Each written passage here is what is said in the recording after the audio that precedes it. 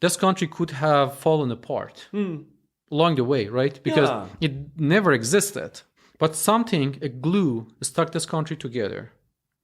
And that glue was will of the people, the intention. Wow. It wasn't meant eternally. It wasn't a conscious will of the people to get it right. That's Nasser Nassiri Koopaei. He's a serial biotech entrepreneur based out of the University of Florida's Innovation Hub. When he was still a PhD student, he won a Big Ideas contest and used the prize money to start his first company, which hyper-targets prescription drugs to certain kinds of cells in the human body. Since then, he's started 4 more companies in the biotech space, each of which is advancing the frontiers of science. Something else you should know about Nasser is that he's from Iran. He immigrated here to get his PhD and start his companies. This week, we're talking about nuclear nonproliferation, the American dream, and the dangers of extremism at home and abroad here on What is America? Week 11, and we're having a heat dome, which I know what you're thinking, but it's not that thing women used to stick their heads in at the beauty shop. No, it's what happens when an area of high pressure builds up in the atmosphere, trapping heat and humidity. In concrete terms, that means about 3/4 of Americans were dealing with temperatures in the 90s this past week, and 30 million of us lucky ones got to experience triple digits. Hope you got your AC figured out. Boy howdy, I'm John, and this is What is America? It's a podcast in which I drive all over America and talk to people about their lives. Together, we're figuring out the new story of America, who we are, what we stand for, and what we're building toward as a nation. I'm here in Scranton for 1 more week, and then I'm off to Detroit. To learn more about our itinerary and stay connected, visit our website, whatisamericapodcast.com. Well, it's hot out, and you know what that means. Time to crack a beer and fire up the grill. That's right, it's barbecue season, and I want to say a big thank you to my new friends Nat and Bob Surakonich for helping me break the seal. They recently held a barbecue/housewarming party to celebrate their move from Brooklyn to Scranton. The crowd was terrific, and man, those burgers were delicious. It was also a big week for festivals here in Northeast Pennsylvania, or NEPA, as it's known. Here in Honesdale, where I'm staying, we had the Roots and Rhythm Festival, where all of downtown basically erupts with bluegrass and jazz bands. You know what? Since we're talking about it, why don't we cue up some music?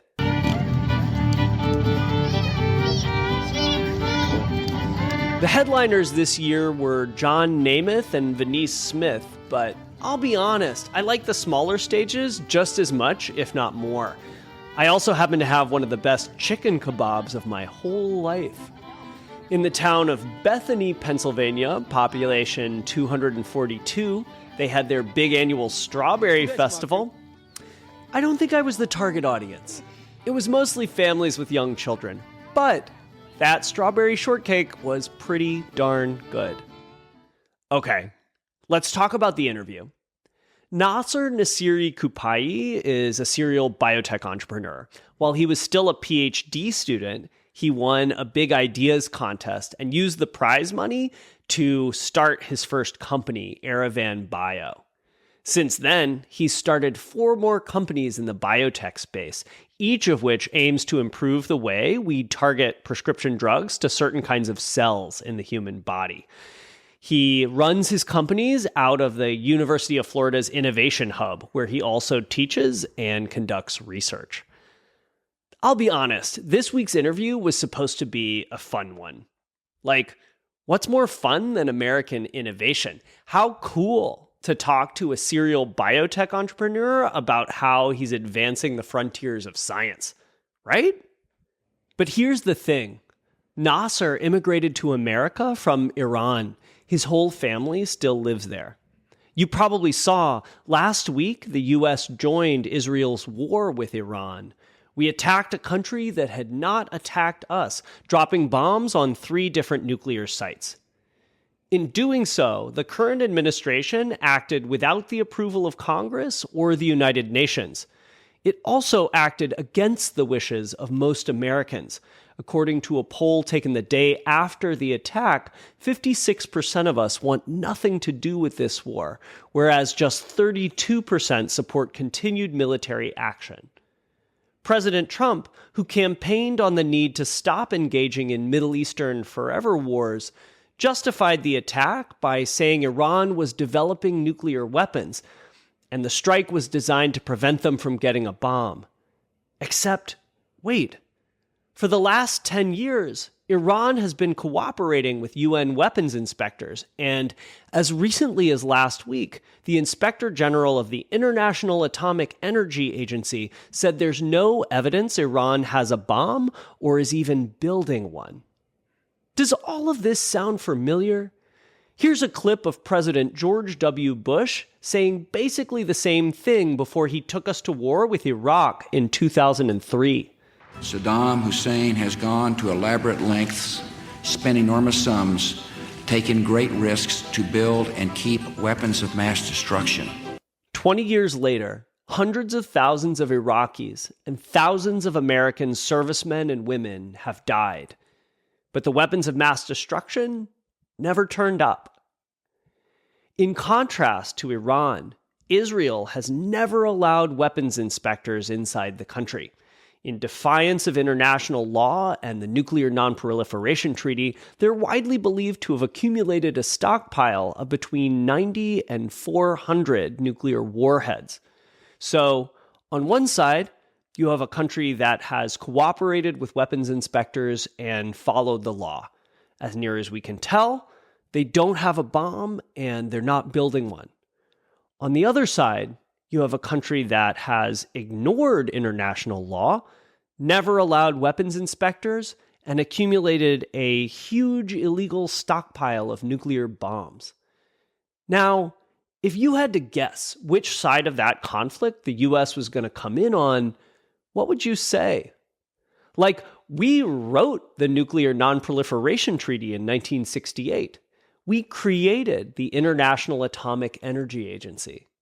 For the last 70 years, we've been building these frameworks, writing these laws, and telling other countries to follow them. Because, on paper at least, we thought it was a bad idea for more countries to get nukes. But do we actually care? Do these laws actually mean anything? Or do we only enforce them against countries we don't like? When I say, what is America? This is what I'm talking about.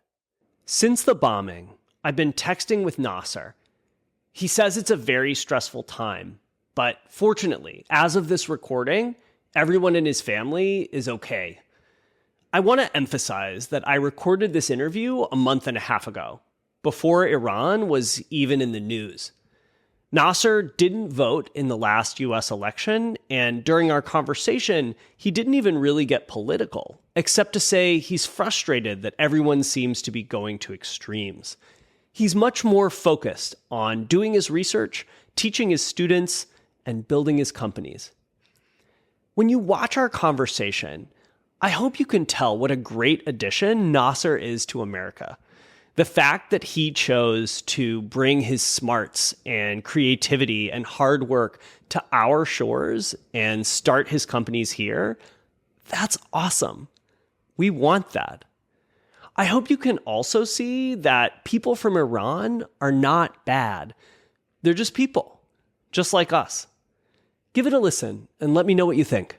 Hello, my name is Nasser Nassiri Koopaei. I go with Nasser.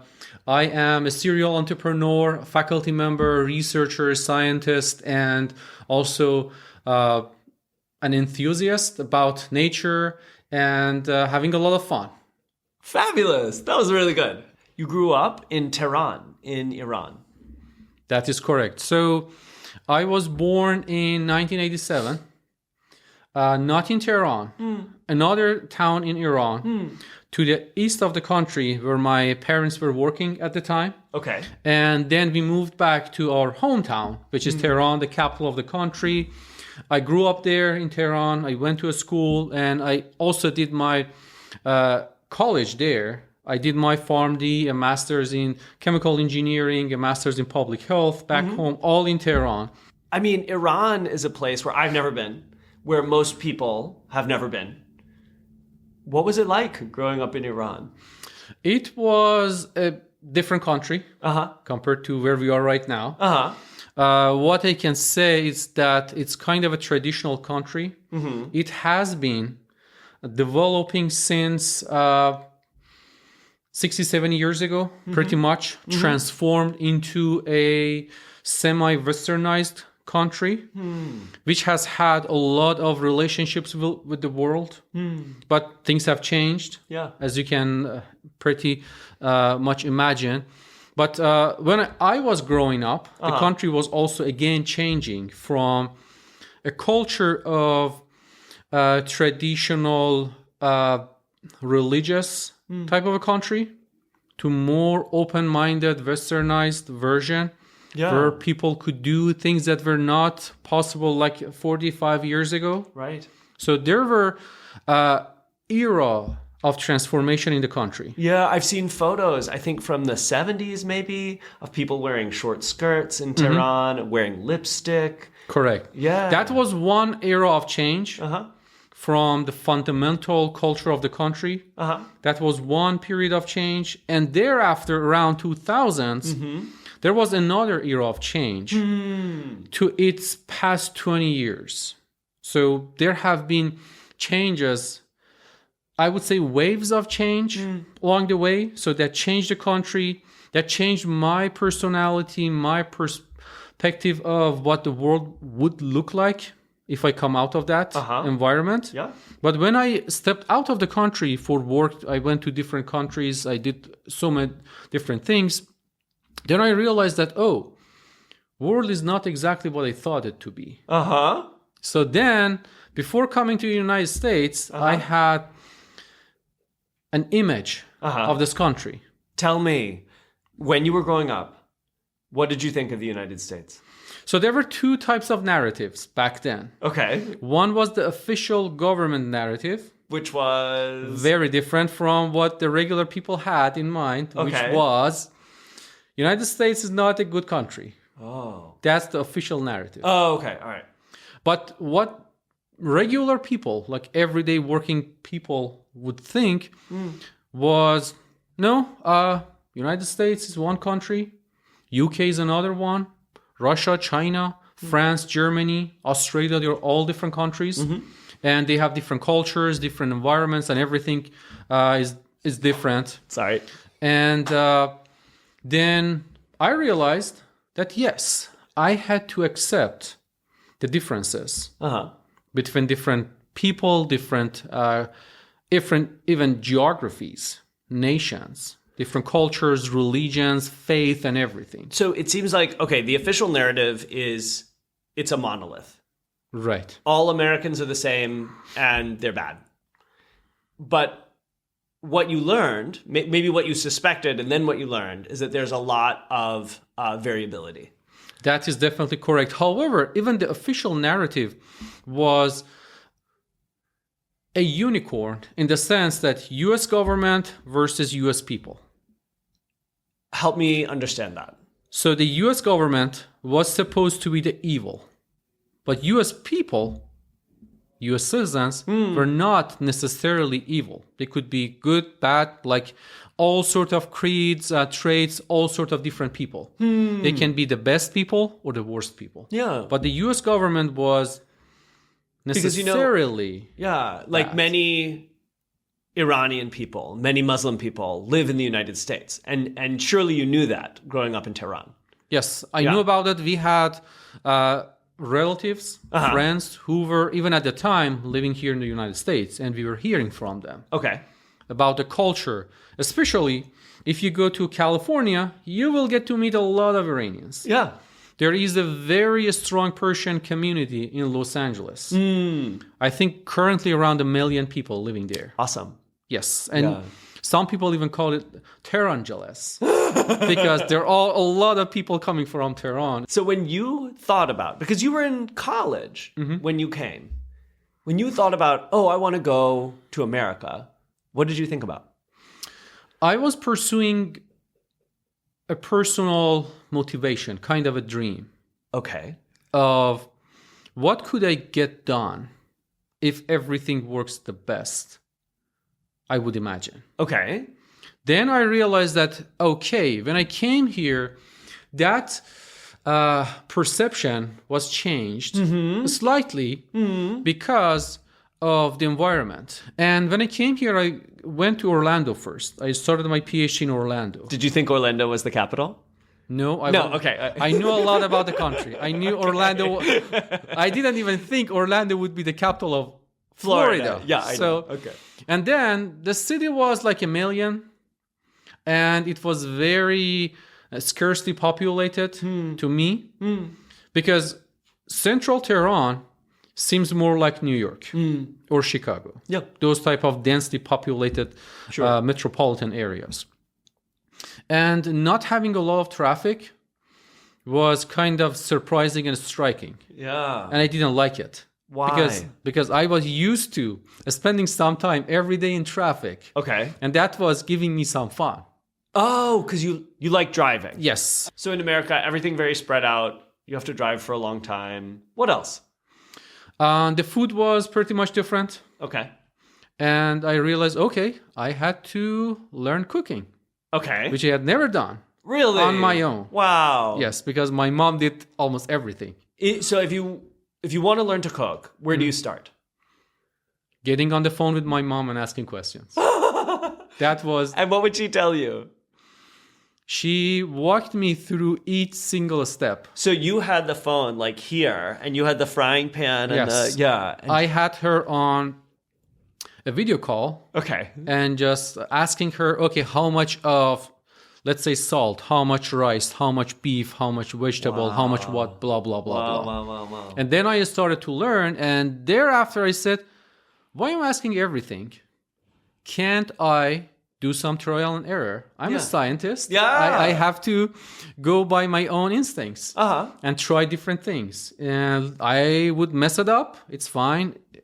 If it's not eatable, I will toss it. But I never messed it up to the extent that I had to just toss. Order a pizza. No, I never did that. Okay. What is something that you're proud of accomplishing? When I secured my visa, it was 2015. I came here in 2016. Okay. I started my program. However, along the way, I always had this idea, when am I going to start my startup? Okay. I started when I was a PhD student, Cool. which is not, Common.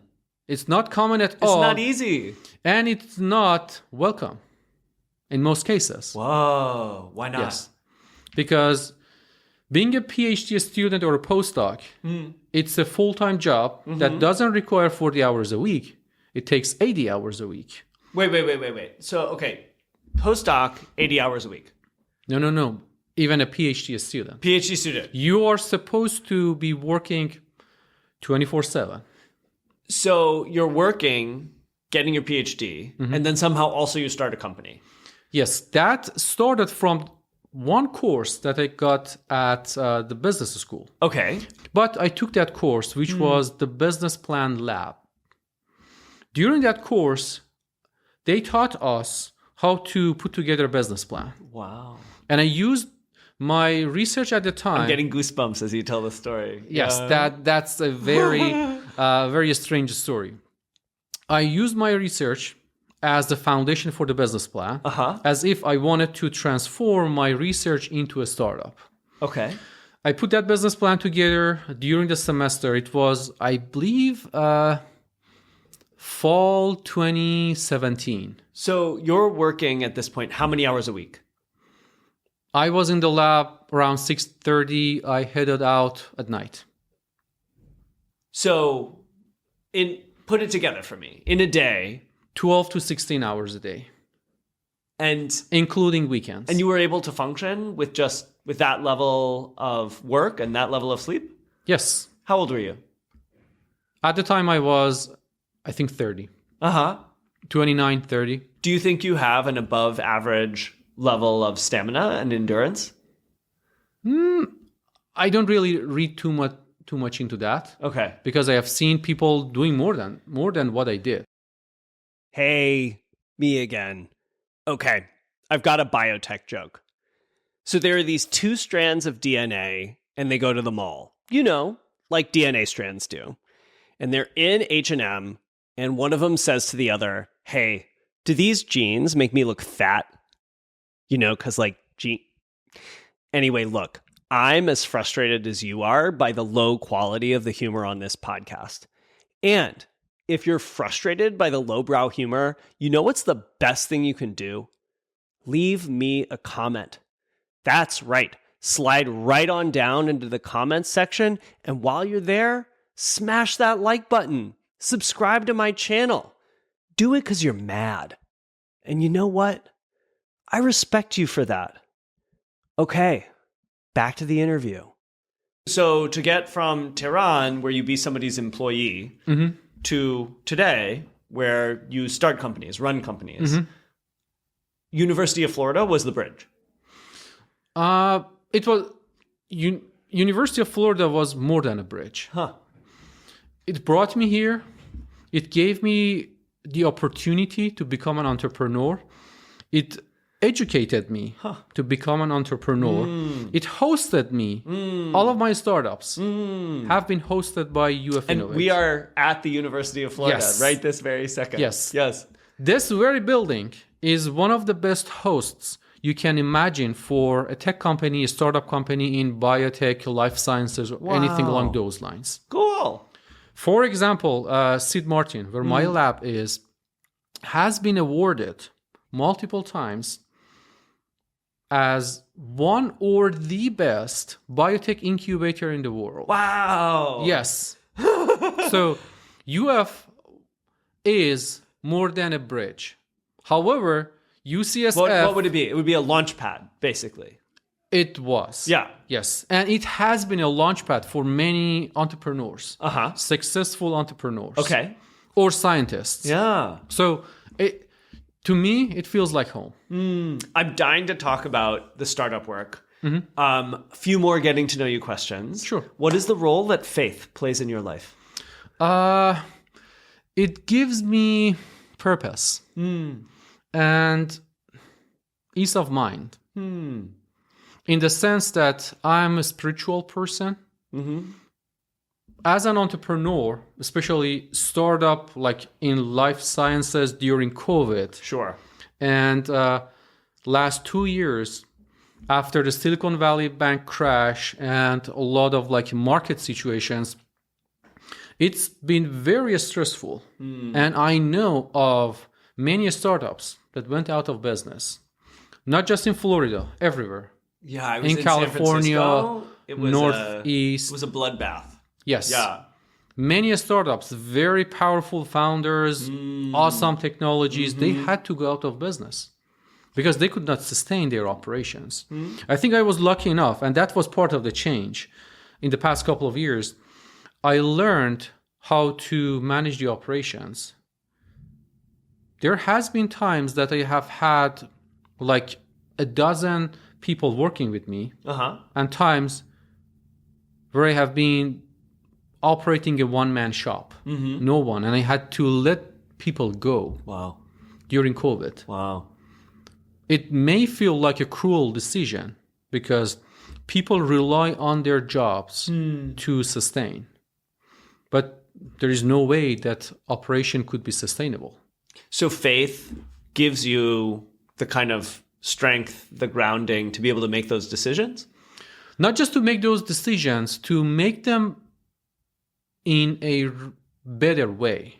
For example, rather than just firing one person, you can help them find another job, make an introduction, or give them a recommendation, or help them rather than just cutting that bridge for them. Oh, yeah.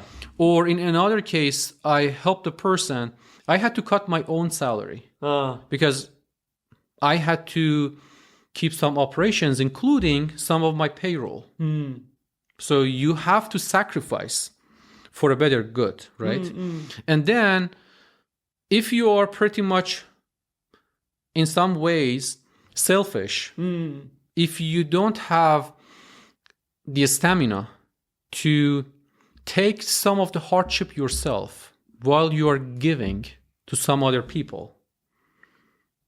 It's hard, I know, but faith would help. Of course, you can find many more ways to get that level of self-consciousness to make those type of decisions. Like what's guiding you in those moments. So you're a Muslim? Yes. Yes. And you're using things that you've been taught from the Quran. Like what would be an example when you have to make a tough decision at work and you're grounding that in faith? Like what would be a teaching that you would go back to? I can say, for example, helping others is one way, because there are certain recommendations in the sense that if you see someone struggling around you, help them. Yeah. Take their hand. Yeah. Or, for example, honesty. Be honest about the situation, because there have been companies that I'm really aware of whereby they did not have the resources, but they didn't let the employees know that the ship is sinking. And they realized when the Titanic was sinking, really sinking. I've been at one of those startups where they call everybody into the meeting room and then they just lay off the whole company. Exactly. Yeah. But at least you can be honest about it. You can help people. So those are, I would say, 30,000 foot type of teachings that you can get and build your faith and build the moment to be honest about the situation, help people out of the misery they are probably going to face. And feel that you don't have to rely entirely on yourself, that there's a framework, that there's a tradition that you can ground yourself in. Exactly. Do you think your life has a purpose? I do. What is it? My purpose is do things that can improve human life. Wow. I'm a pharmacist by training. I took professional oath to help patients and to never help a patient die or help them kill themselves. Okay. So professionally, I'm always striving to develop new technologies, new drugs, or improve the way the drugs are delivered or administered. So that's what I'm trying to do. And with that, I'm trying to create life-saving drugs or new modalities. That's what I want to do. At the end of the day, I want to help patients with their pain, their suffering, and just save lives. Well, thank you for doing it. Yeah. Yeah. Let's talk about your startups. So while you were still a student, you won a contest, the Big Idea contest here at UF. Tell me about that. So that was part of my startup journey because I needed to get on the dive board and just jump right into it. Okay. I had no idea what it could look like. Okay. I didn't even know what a real pitch could be. So, okay, give me the pitch. So during that business plan lab, that course, we prepared a business plan. They wanted us to pitch in front of judges and real investors. Yeah. There were, I think, around 200 something business plans in 2018 in that competition. I advanced to the final 16, final 4, and won the final prize, which was $25,000, which was a lot of money at the time. That's a lot of money. That was the money that I needed to jumpstart my business. But okay. I rented a lab with that money. I bought a bunch of pieces of equipment that I needed to get started. So that was my startup package. But give me the pitch. So the pitch was a 10-minute presentation of my technology. But if I want to give you an elevator version of that pitch, was that We are working on natural delivery systems that our body has been using for millions and millions of years. And we are extracting the essence of the nature and optimizing and customizing to certain drug delivery applications. That has been a relatively new field of biotech.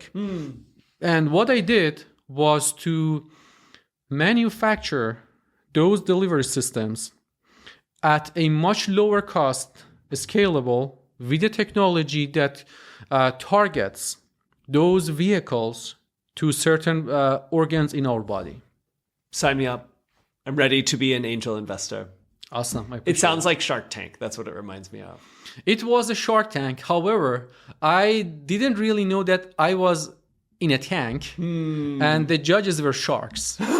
For most people, what you do, unfathomable. Black box, right? Every day you go to work and run multiple biotech companies.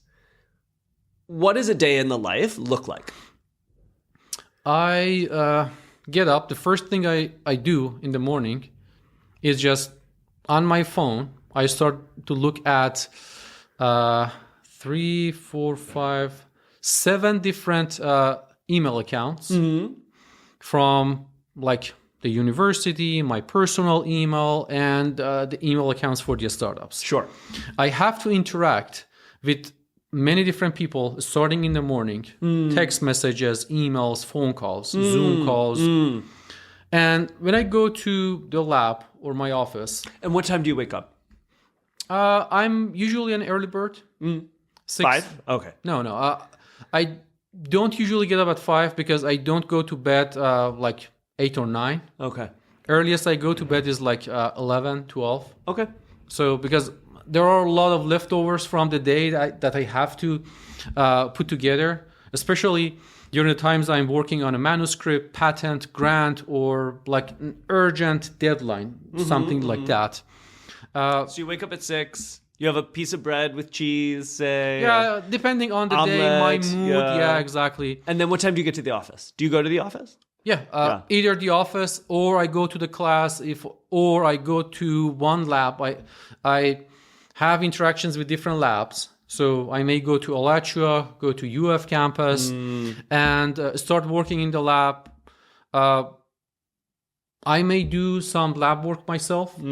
Like the past couple of days, I have been processing a bunch of samples myself. Okay. In between, I talk with people. I do a lot of writings. Okay. Like, again, as I said, working on a grant, on a manuscript, on like some notes, executive summaries, things like that. Again, I have to multitask because I should do like lab work, wet lab.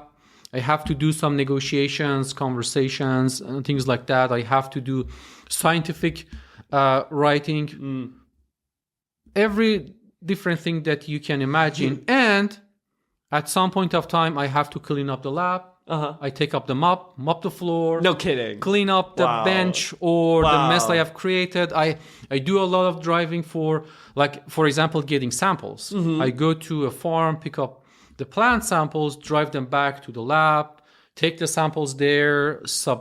For example, I have to drop off analytical samples to another facility. Okay. Or some days I have to drive, for example, to Tampa to attend a conference, or go to Orlando to meet some person. So it's a combination of all of those. So I'm hearing different buckets, right? There's like, I have to do administrative work, like emails and meetings.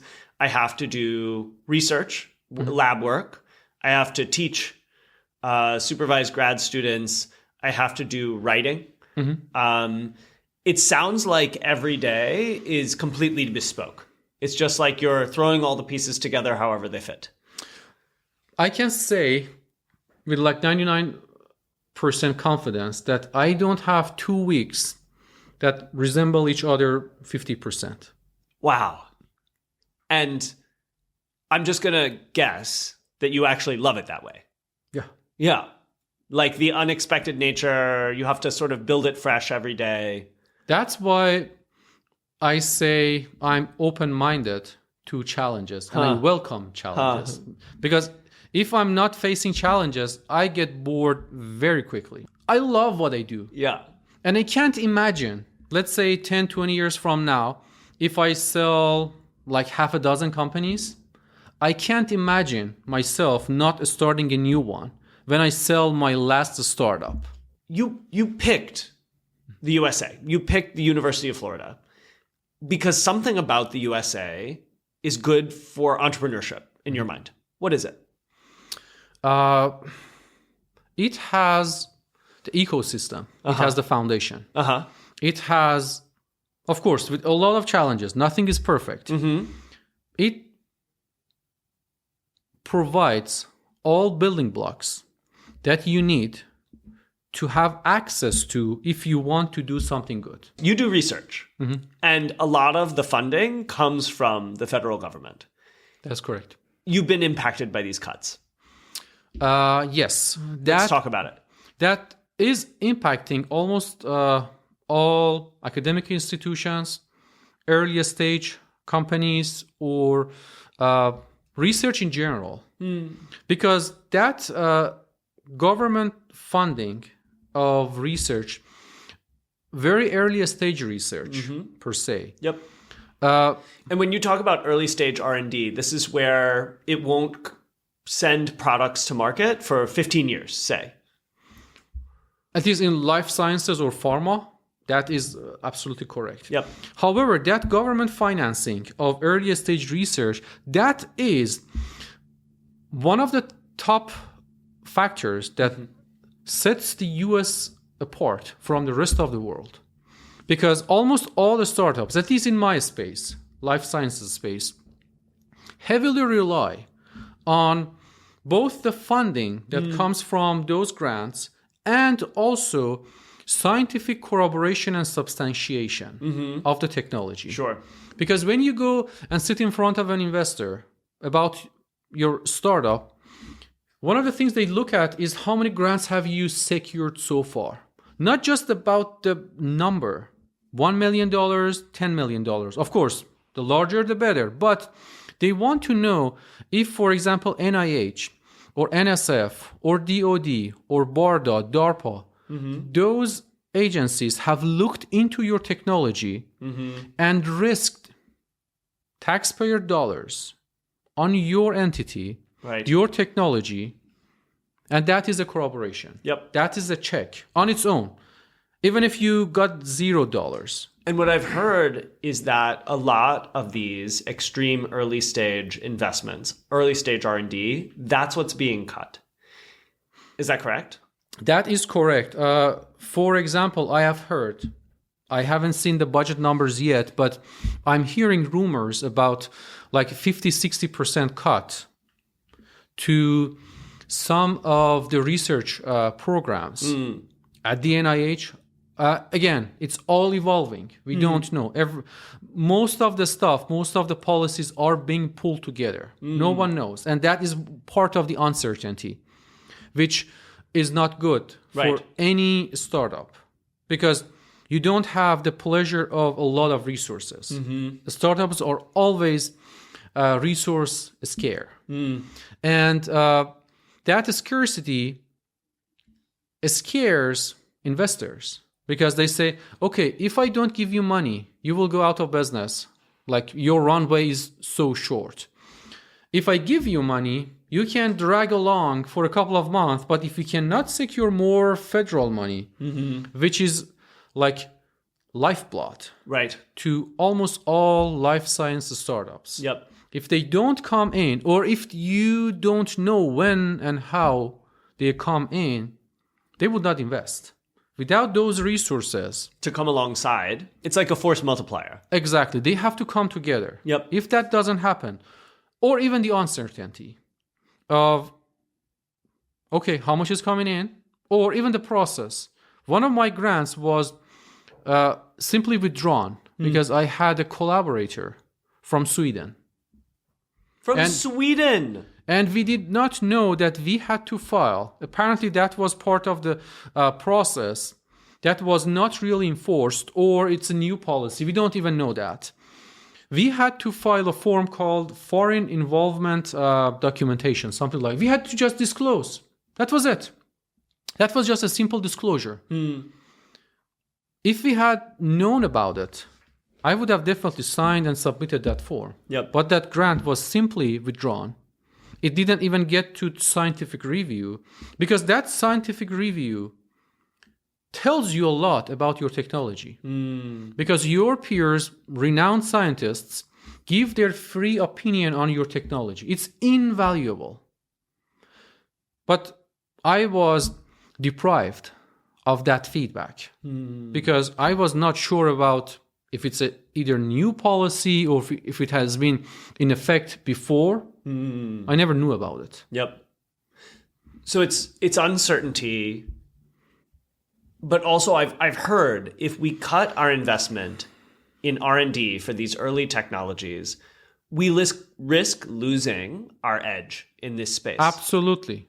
In the long run, I would say, again, that federal support of risky technologies. Yep. No one can say startups are not risky.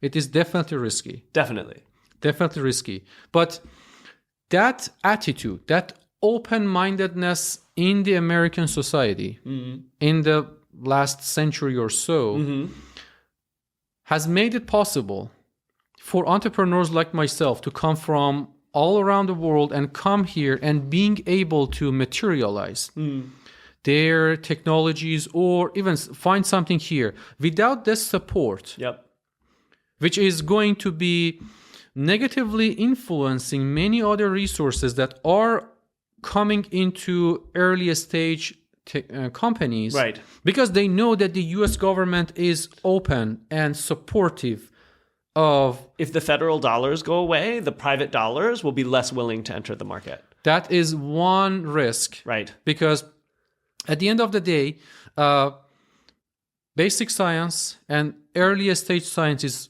highly risky. You cannot expect VCs, PEs, or like even angel investors without the confidence that there is more support somewhere else. More support that comes with corroboration, with substantiation. So in the past, the federal government has essentially primed the pump, right? They get the water flowing, and so it's easier for dollars to come from private equity, from venture capital, from these other sources. That's correct.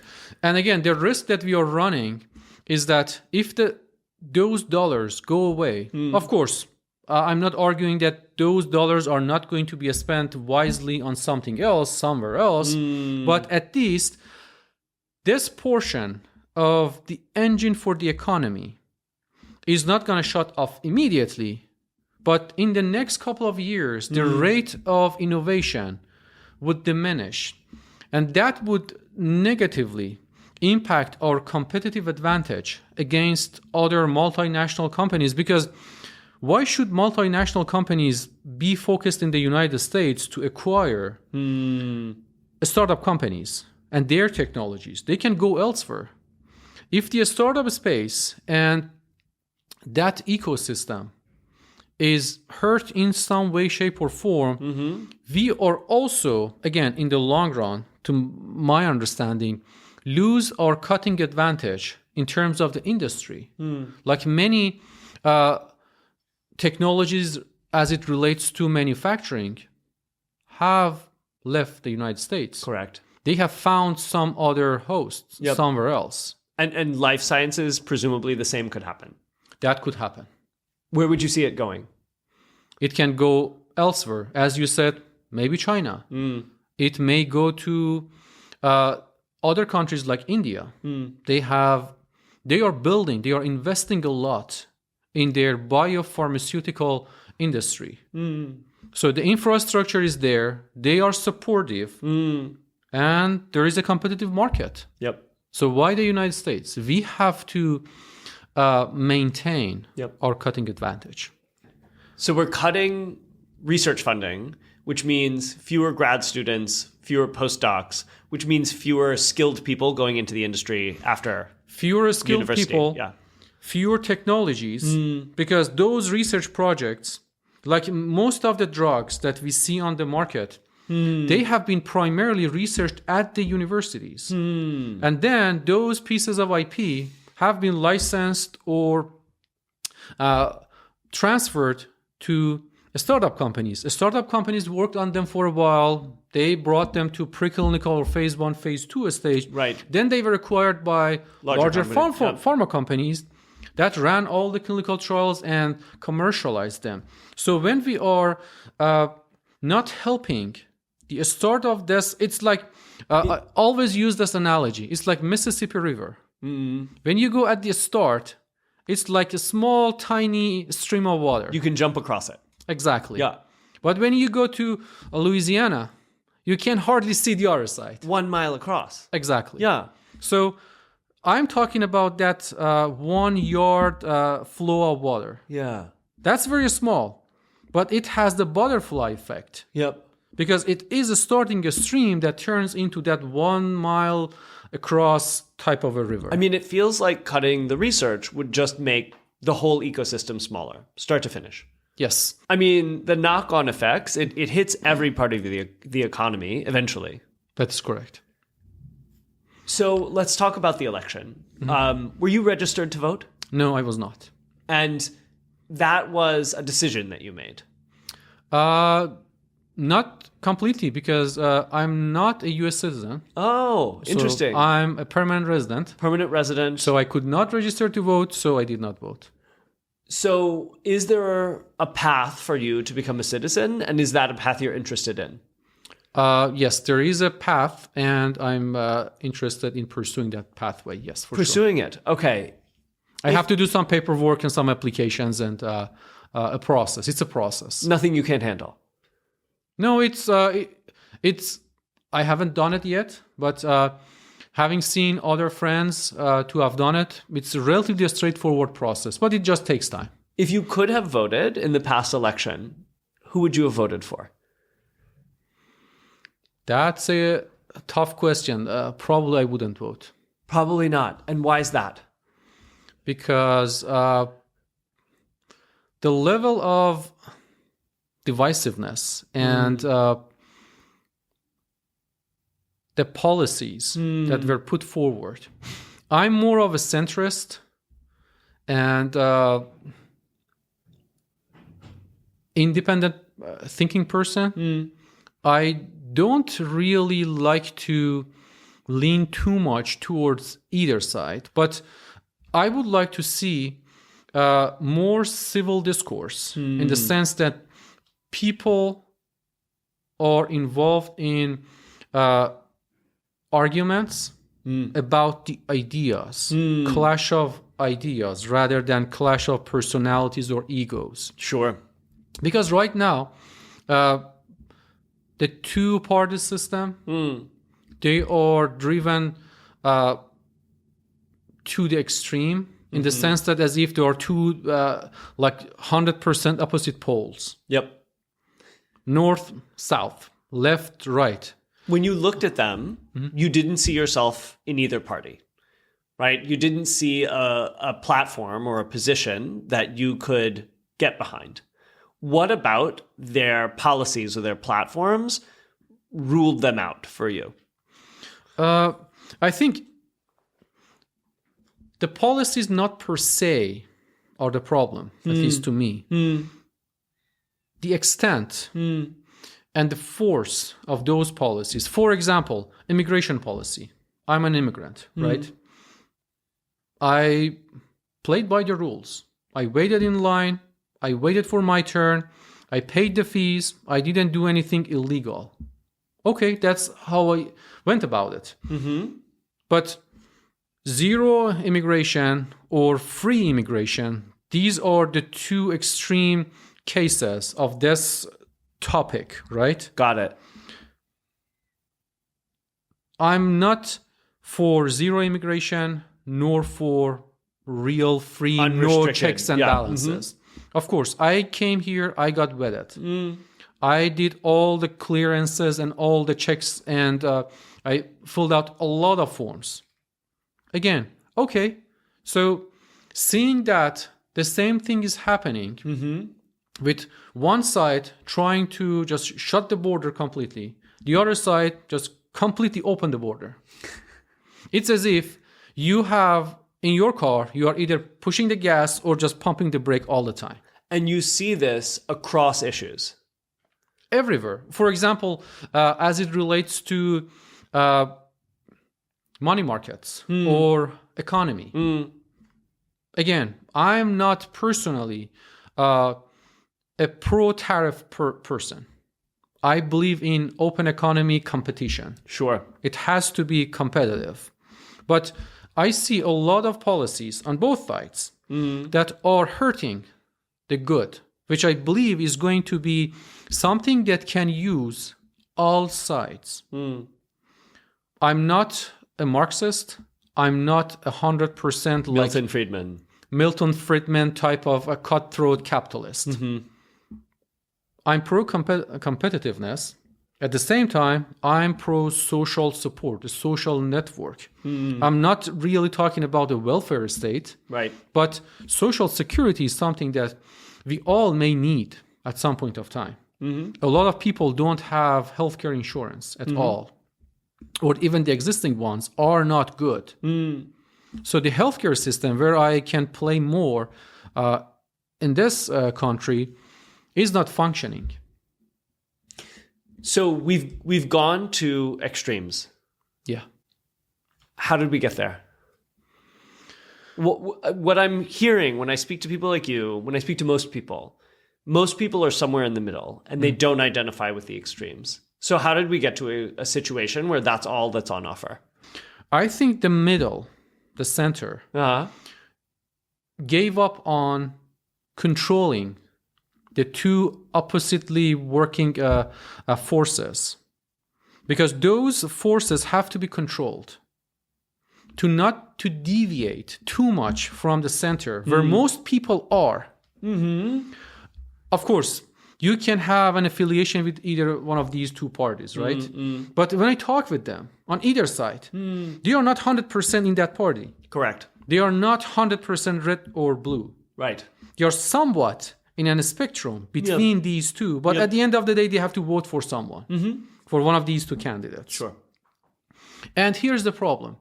There is no third option, nor an option that pulls back those colors towards each other. Yeah. Because I think red and blue would turn green, right? It would turn purple. Purple. Most of the people are purple. Yeah. They are not red or blue, right?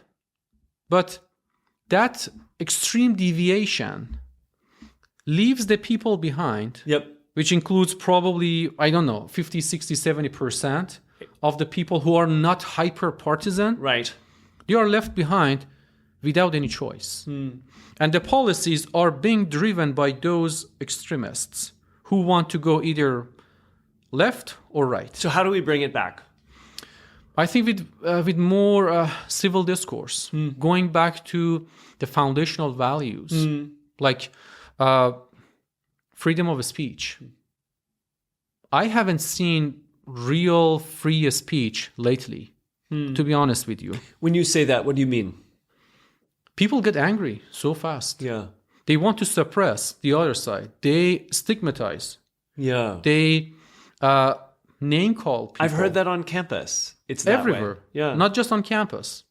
Everywhere. Yeah. Even in like friendly gatherings in parties. Yeah. When people start to talk about a topic, let's say immigration, healthcare system, whatever, policies, they get polarized so quickly. The argument stops after a couple of minutes because one side blames the other side. Oh, you are XYZ with bad names, and I'm not going to talk with you anymore. When did we forget how to disagree and debate? Was it COVID?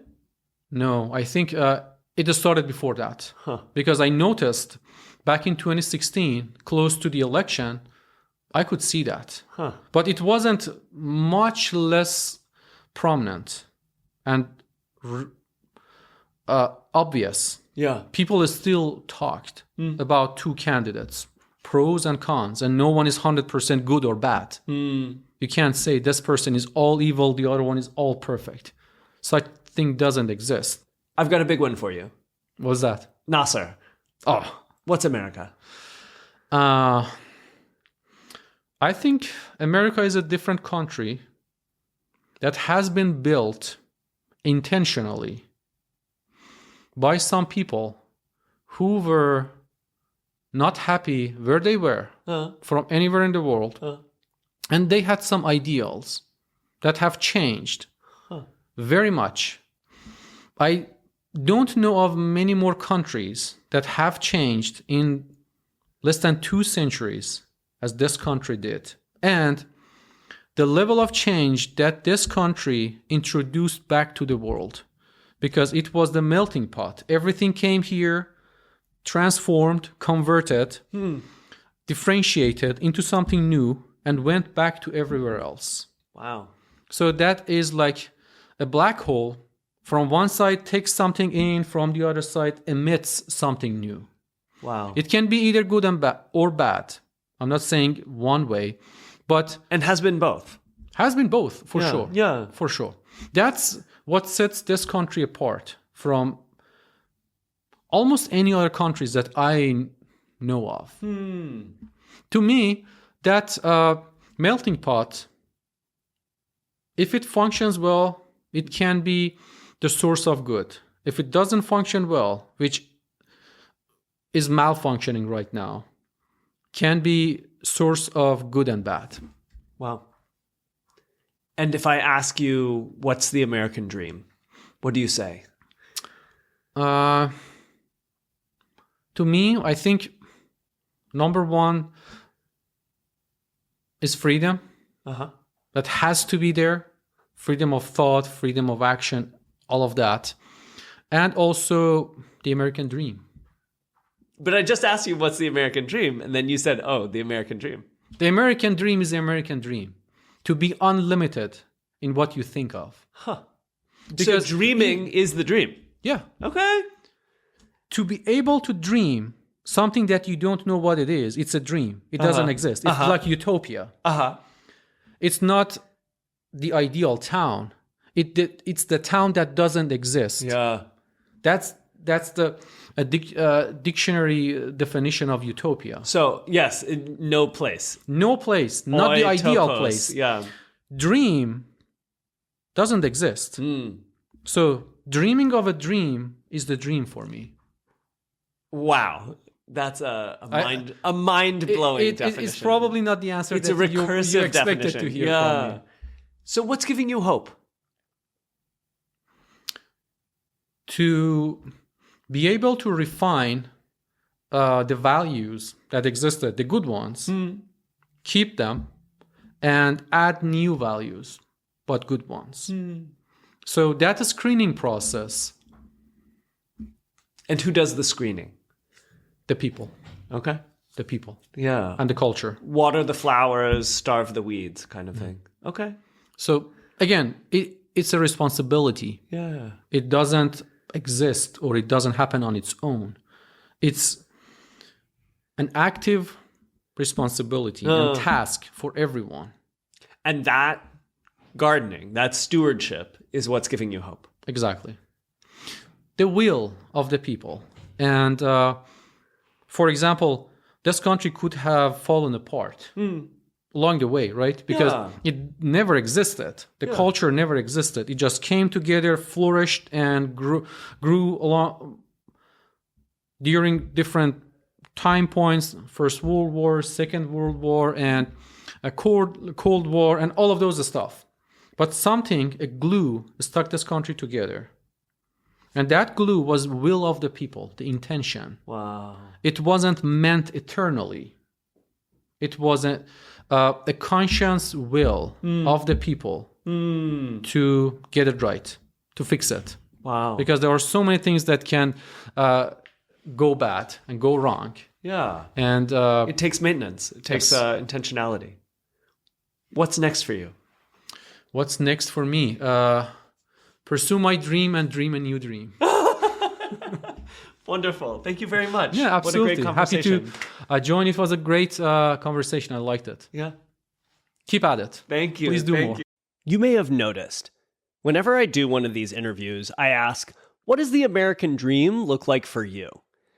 It's a big question, and people have come out of the woodwork with their answers. But I think maybe Nasser's answer is my favorite one so far. He said, dreaming is the dream. The ability to be unlimited in our thinking and then make it a reality. For example, you have a crazy idea for a new way to target prescription drugs to specific kinds of cells in the human body. You apply for a PhD and get accepted. You do your research and file your patents. And then you start a company that's going to make your crazy idea a reality and help improve people's health outcomes. Like, that's the dream. That's the American dream. I'm editorializing here, but we really should try to keep this whole American dream thing going. We should invest in early stage research because otherwise the cutting edge of fields like biotech will just move somewhere else.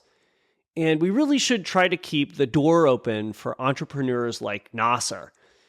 When people like him are thinking about where to get their PhDs and file their patents and start their companies, we want them to think America. Last Monday, the leading U.S. military intelligence agency released a report saying that when we bombed Iran, we only set their nuclear program back by a few months. Like, the same military that dropped the bombs said that.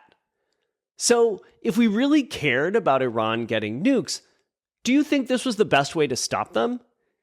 And if they weren't already building a bomb, what do you think they're going to do now? In my mind, this is not a liberal or a conservative issue. Like, I have trouble believing that Democrats would have done any different if they had been in power. Rather, to go back to what Nasser was saying, this is a story about how government does what it wants, irrespective of the will of the people. It's a story about how we have bad political options. Okay, time for some good news. Last Thursday, we had a great first meeting of the book club. That day, 6 of us, 6 kind, thoughtful, intelligent, articulate human beings, met to discuss the book Bowling Alone by Robert Putnam. Our discussion was wide-ranging, and people really brought their A-games. I'll do a full episode about the book soon, but to tide you over, here's a taste of what we talked about.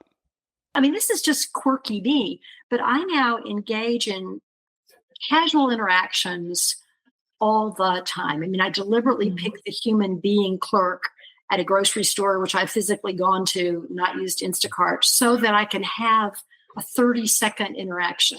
I go to return something in person because it's granular and we don't know what leads to what. Sound like fun? Well, good news. We got another book club coming up in August. The book we're reading is Why We're Polarized by Ezra Klein. In it, he argues that how divided we are isn't an accident.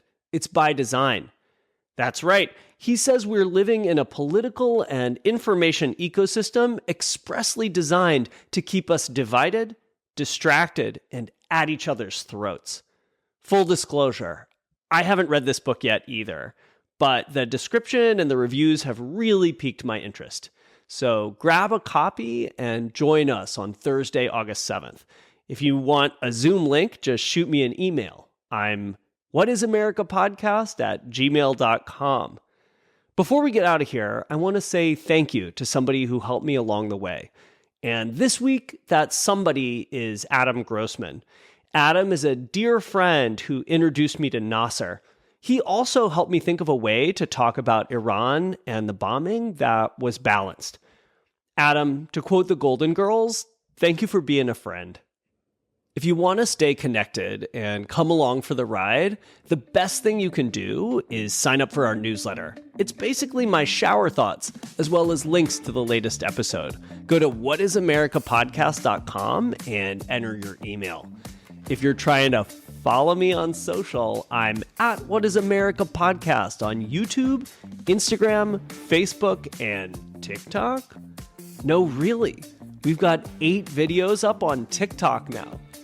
Finally, if the flashy geometric patterns on my button-up shirts are triggering your photosensitive epilepsy, you can find the audio edition of this podcast on Spotify, Apple Podcasts, and Say It With Me, wherever you get your podcasts. Next week is another week, and turn your head and cough, because we're talking to a nurse. That's right, Mari Walker is a nursing director at a regional healthcare network here in Northeast Pennsylvania. Over the last 25 years, she's watched the U.S. healthcare system go from pretty good to not so great. Those are medical terms. Until then, I'll leave you with the Gandhi quote that launched this whole crazy adventure. The act may seem small, but it's important that you do it. Thanks very much for tuning in. I'll see you soon.